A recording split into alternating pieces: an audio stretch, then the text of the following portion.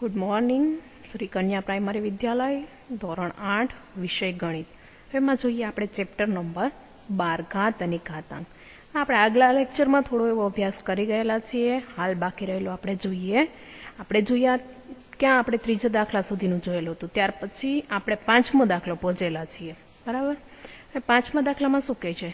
જો 5 ની m ઘાત ભાગ્યા 5 ની -3 ઘાત બરાબર 5 ની 5 ઘાત હોય તો m શોધવાનો છે.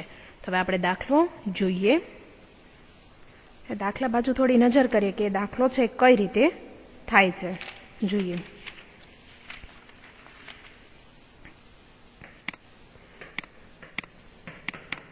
સ્વાધ્યાય 12.1 બરાબર. 12.1 ની અંદર દાખલા નંબર 5. દાખલા નંબર 5 માં આપણે જોઈએ 5 ની m ઘાત બરાબર 5 ની m ઘાત ભાગ્યા 5 ની -3 ઘાત બરાબર 5 ની 5 ઘાત આવી તમને રકમ આપેલી છે.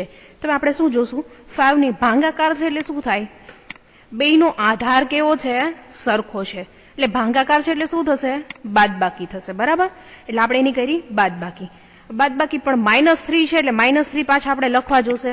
એટલે એ ખાસ કરીને આપણે ધ્યાનમાં રાખશું કે -3 આપણે લખશું. બ્રેકેટ કરી -3 લખો બરાબર 5 ની 5 ઘાત લખો. તો હવે આપણે જોઈએ. તો હવે માઇનસ માઇનસ શું થઈ જશે? જો આ બંને માઇનસ માઇનસ છે, માઇનસ માઇનસ શું થઈ જશે? પ્લસ. તો બરાબર. તો શું લખી શકાય? 5m + 3 બરાબર 5 ની 5 ઘાત આપણે આવું લખી શકીએ. તો હવે આપણે ત્યાર પછીનું જોઈએ. બેયનું શું છે? ઘાત નીચેનો આધાર છે કેવો છે? સરખો છે. તો ઉપર આપણે ઘાત જોઈ લઈએ. તો આપણે ઘાત આપણે બધાની લઈ લઈએ. નીચેનો આધાર તો ત્રણેયનો સરખો છે. બરાબર. અહીંયા પણ આધાર સરખો છે. તો આપણે ઉપરની બધાની ઘાત છે એ બધાને ઘાત કન્સિડર કરીએ. તો જોઈએ m + 3 બરાબર 5. તો હવે શું કરશું? એમનામ રહેવા દો. સામેની સાઈડ 5 છે, આ 3 છે, અને સામેની સાઈડ લઈ જશું તો શું થશે? -3. તો શું કરશું? માઇનસ થશે એટલે માઇનસમાં કેટલા આવે? 2. તો અહીંયા આપણો જવાબ છે ક્લિયર થઈ ગયો. એમની કિંમત કેટલી આવી? 2. હવે આપણે ત્યાર પછીનો દાખલા નંબર છે એ 6 જોવાનો છે. દાખલા નંબર 6 જોઈએ. કિંમત શોધો. બરાબર. તમને આ છગડીયો કાઉન્સ કરી અંદર નાનો કાઉન્સ કરેલો છે કે 1/3 કાઉન્સ પૂરો કરીને -1 ઘાત, બાજુમાં એવી જ રીતે કાઉન્સ કરીને 1/4 એની -1 ઘાત, અને છગડિયા કાઉન્સની ઉપર તમને પણ પાછી -1 ઘાત આપેલી છે. તો આપણે દાખલો કરી અને જોઈએ. ચલો દાખલા બાજુ થોડું ધ્યાન આપીએ. દાખલા નંબર 6. દાખલા નંબર 6 ની આપણે પહેલી રકમ જોઈએ. બરાબર. રકમ કન્સિડર કરીએ 1/3 -1. શું કીધું છે? બાદબાકી. 1/4 ની માથે 1 ઘાત અને છગડીયો કાઉન્સ કરી અને -1 ઘાત લ્યો. આપણે ત્યાર પછીનું જોઈએ. તો શું છે? આને માઇનસ છે, ઉપર અહીંયા માઇનસ છે. બરાબર. -1 છે ને મારે પ્લસ કરી નાખવા છે. સોરી, આ -1 કન્સિડર કરશું. બરાબર. તો હવે માઇનસ છે ને મારે પ્લસ કરવા છે તો શું કરવું પડશે? આ રકમ છે ને મારે ઉલટાવી પડશે. 3/1 એટલે માઇનસ હતું એ નીકળી ગયું. અહીંયા શું થશે? 4/1 કેમ કે એ સ્ટેપ પણ ઉલટાઈ ગયું ને -1 હતા એ તો એમનમ રહ્યા. તો હવે આપણે જોઈએ આમાંથી શું થશે? છેદનો તો કોઈ આપણે મિનિંગ રહેતો નથી, 1 છે એટલે. તો હવે સીધા ડાયરેક્ટ લખી શકીએ 3 -4 આ રીતે લખી શકાય. અને -1 છે તો -1 એમનમ આપણે દર્શાવી શકીએ. તો આપણે ત્યાર પછી જોઈએ. હવે માઇનસ કરી એટલે કેટલા થશે? -1 કેમ કે -3 માંથી 4 માઇનસ કરીએ એટલે -1 વધે. નાની સંખ્યામાંથી મોટી સંખ્યા બાદ કરીએ એટલે -1 અને આ -1 ની ઘાત હતી એમનમ રહી. તો હવે શું કરશું? આ -1 છે એને મારે +1 કરવા હોય તો 1/છેદમાં હું 1 લખી શકું. બરાબર. આ -1 છે એટલે આ -1 થયા. તો હવે આનો મારે જવાબ લખવો હોય તો આને હું ઉલટાવું તો -1 છે આનો જવાબ હું કન્સિડર કરી શકું. બરાબર છે. અહીંયા સુધી આપણો આ દાખલો રહ્યો. આપણે ત્યાર પછીનો સેકન્ડ દાખલો છે એ સેકન્ડ દાખલો જોઈએ. સેકન્ડ દાખલાની આપણે રકમ પહેલા તો જોઈએ શું કે છે રકમ. સેકન્ડ દાખલાની રકમ 5/8 બરાબર 5/8 -7 ગુણ્યા 8/5 ના છેદમાં -4 બરાબર. હવે આ રીતે છે, ગુણાકાર કીધો છે તમને બરાબર. તો હવે શું કરવાનું, પહેલા બંનેના આપણે છેદ સરખા કરશું. શું કરશું? છેદ સરખા કરશું. ને હવે આ માઇનસ છે, માઇનસને મારે પ્લસમાં લઈ આવવા છે. -4 છે ને મારે પ્લસમાં લઈ આવવા છે, તો શું કરવું પડશે? સ્ટેપને આખું મારે ઉલટાવવું પડશે. શું કરશું? ઉલટાવશું. આ -7 છે, -7 એમને રહેવા દઉં છું, પણ આ બાજુનું પદ છે હું ઉલટાવું છું. એટલે 5 ના છેદમાં આવ્યા 8. -4 હતા એ કેવા થઈ ગયા? +4 બરાબર. હવે જોઈએ તો આનો છેદ આપણે સરખો થઈ જાય, આખું કાઉન્સ છે બંને બાજુ સરખું થઈ જાય છે ને. 5 ના છેદમાં 8 આપણે લખીએ. હવે જોઈએ ઉપર અહીંયા -7 ગુણાકાર છે એટલે શું થશે? સરવાળો બરાબર. -7 + 4. તો હવે જોઈએ ઓછે વત્તે શું થશે? ઓછા. ઓછા થશે એટલે આપણે લખીએ કે 5 ના છેદમાં 8 બરાબર. -7 માંથી 4 જાય એટલે કેટલા વધે? 3. પણ મોટી સંખ્યાની આગળની નિશાની આપણે કન્સિડર કરશું એટલે -3. હવે માઇનસ આવ્યા પણ મારે માઇનસને જવા દેવા છે, પ્લસ લઈ આવવા છે. એટલે આ સ્ટેપને મારે શું કરવું પડશે? ઉલટાવવું પડશે. ઉલટાવીશ તો જ મને પ્લસ મળશે બરાબર. તો હવે આપણે આને ઉલટાવ્યું આ સ્ટેપને. હવે ઉલટાવ્યા પછીનું આપણે જોઈએ તો શું છે? કાઉન્સની માથે 3 ઘાત છે એટલે બંનેને મારે 3 3 ઘાત આવે. એટલે 8 ને પણ 3 વાર ગુણીએ, 5 ને પણ કેટલી વાર ગુણવા પડે? 3 વાર ગુણવા પડે. તો હવે 8 ને આપણે 3 વાર ગુણીએ એટલે કેટલા થાય? 8 8 64. અને 64 ગુણ્યા 8 કરીએ એટલે કેટલા થાય? 512. હવે એ જ રીતે 25 25 25 અને 25 50 125 બરાબર. 25 50 125. તો અહીંયા છે આપણો દાખલાનો જવાબ છે ક્લિયર થાય. હવે એ જ રીતે આપણે જોઈએ દાખલા નંબર 7.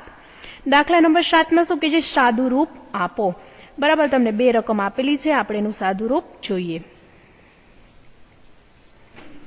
સાદું રૂપમાં આપણે દાખલો પહેલો જોઈએ, દાખલા નંબર 7. હવે એનો પહેલો દાખલો, પહેલા દાખલાની રકમ શું છે? 25 ગુણ્યા t ની 4 ઘાત બરાબર. 25 ગુણ્યા t ની 4 ઘાત છે પણ કેવી છે? -4 છે એટલે આપણે -4 લીધા.